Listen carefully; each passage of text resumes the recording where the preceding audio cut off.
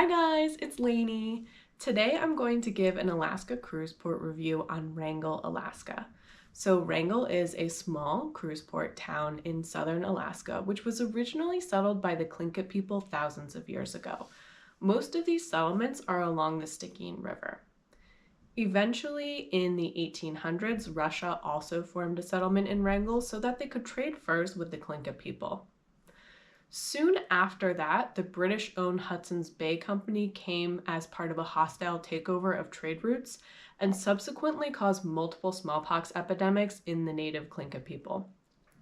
This reduced their population by half and effectively ended their protests of Hudson's Bay Company. Eventually, in 1849, the Hudson's Bay Company abandoned Wrangell because they had overhunted all of the fur-bearing animals and no longer had a reason to stay there.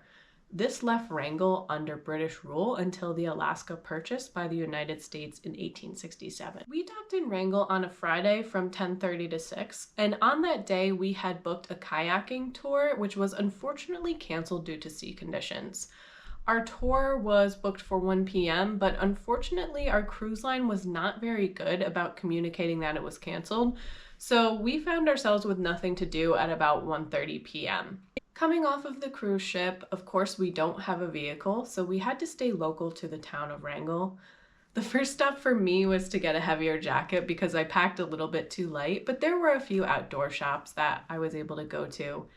Then we decided to go to the Wrangell Museum, which is $12 for out-of-state visitors and $8 for in-state visitors, and it takes you through the cultural history of Wrangell from the natives through today. It is a smaller museum, but I tend to go through museums pretty slowly because I love to look at everything in there. So it took us about 2 hours to go through. The other main things to do around town are Petroglyph Beach and the Mt Dewey hike.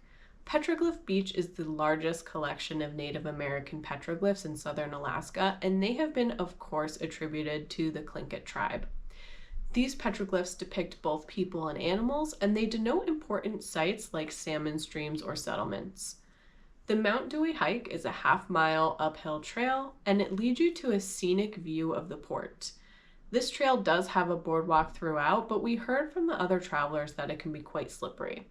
Outside of town, the water activities like boating and kayaking on the Stickeen River are supposed to be very beautiful with a lot of wildlife activity. I got more cruise port reviews coming up, so if you like this video, like and subscribe for more. Bye!